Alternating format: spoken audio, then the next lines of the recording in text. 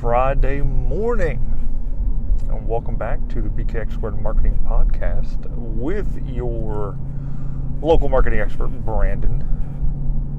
Appreciate you joining in this week. It's been a little bit of a crazy week.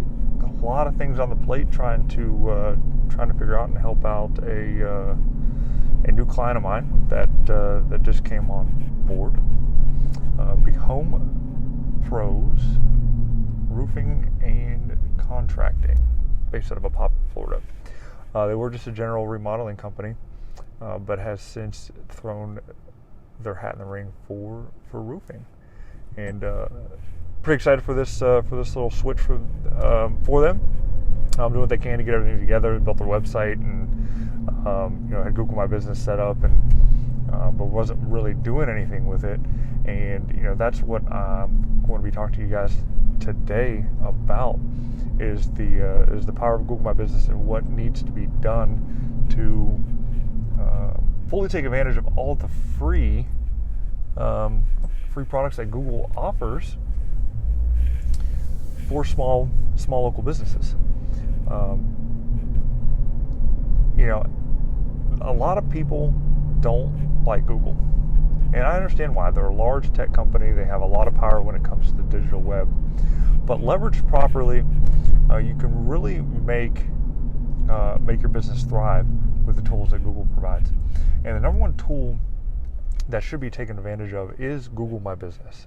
Okay, with Google My Business, it allows you to build a website, put all of your business information in there, contact information, a lead generation form in there, and it's all search friendly because it's on Google. And the number one site that everybody goes to in the world today is Google. And the number two, YouTube. So if you are on at least those two platforms, you have an unlimited source of leads that are looking for the services that you provide. Okay, I focus on home service businesses as for my clients, and they include your roofers, your plumbers, electricians, landscapers, and there are a lot of searches being done for those services. I mean, take for example, one of the reasons why I started BKX Squared Marketing is because I needed a landscaper. Okay, and I went to Google and I said, best landscaper near me. And I live in a very rural area, and there wasn't a lot of marketing around there, and it was super frustrating that the companies I did find didn't have very much information about themselves and how and have a good way to contact them. So I'm on a mission to get as many of my local area service companies onto Google and help them get found and generate them more business. So going back to it, if you don't have a Google My Business site, I do recommend you getting onto Google right now and Googling Google My Business. Okay, it's really simple to get started and get it set up, and you can do it yourself in probably about an hour to have everything done and set up properly. And Google does a great job of walking you through it. So when you first log on to the page, it'll take you to the page, and there will be a form to fill out to put your business in there. Now, depending on how old your business is, and if you have a website and things like that, Google may have already found you and made a pseudo listing that is ready for you to claim it. Okay. It is very important that you claim your Google listing, because if you don't, somebody else will, and it can wreak havoc on your business, because they can put up false information, they can shut you down, say you're permanently closed, all this other stuff, and it can be really detrimental to your business. So you put your company information in there, and then you hit search, and if it doesn't find you, well, there's a reason for that, because you're not on there. Just click Add Business, and that's when you start filling out your business information. You want to ensure that if you have an office where people can come visit, you can put your location in. It does help out tremendously with search engine optimization when it comes to the near me searches that you will show up, because Google for local search does base it on proximity first, and then based on content keywords for the services that you do provide. Okay, so once that is done, you put your business name and information in there, and it's going to ask you what you do. Okay, choose no more than 3 categories. Okay, having too many categories dilutes your market share, and it just confuses Google for exactly what you do. So if you're a roofing company, just say you're a roofing company and leave it at that. Okay, if you're a plumbing company, leave it at plumbing. If you do plumbing and HVAC, then yes, put plumbing and HVAC now. Okay, but then underneath those categories, there are subcategories that you can fill out that will give Google a little bit better understanding of what you do. But don't go crazy and overboard. Like I said, more is not better when it comes to this. You don't want to confuse Google for exactly what you do. Okay. Next, you want to set your hours so people understand that when you're open, how you're open. If you do take visitors in, or if you're 100% appointment only, you can toggle all of those metrics on your site. Okay. Now, if you are a service area based business, like most plumbers, electricians, roofers, you want to set up the areas that you do service. And if you don't have a physical location for where people can come and visit you, you must hide your address. It is a rule that Google has set up that if you don't have a storefront, if you don't have some place where somebody can physically walk into your location, you must hide your address. I've seen several times where listings have been delisted because they do not allow, because they're based out of somebody's home. Okay, so you don't want that. You don't want to be delisted. So make sure you can take it up. Now you can still set up your service areas, and you'll still show up. Okay, and especially in the map pack and things like that, you will still show up as being serviceable in that town or area. So don't stress out too much about that.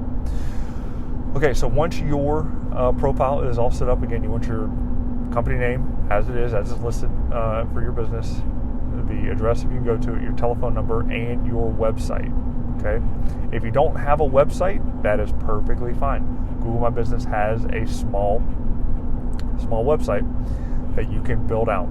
Okay, it's kind of a generic template. It has a header, it has a subheader, and it has a button at the very top of the fold to where you can, again, put your company name, put what you do in the area that you do it for SEO purposes, and then the button will be the call to action to get a quote.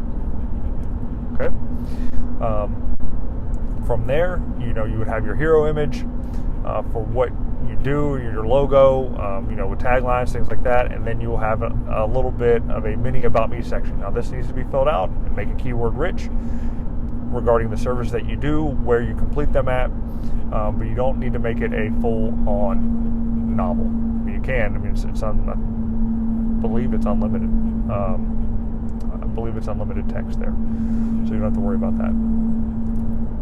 And then below that, you will be able to have your Google My Business post show up as blog posts.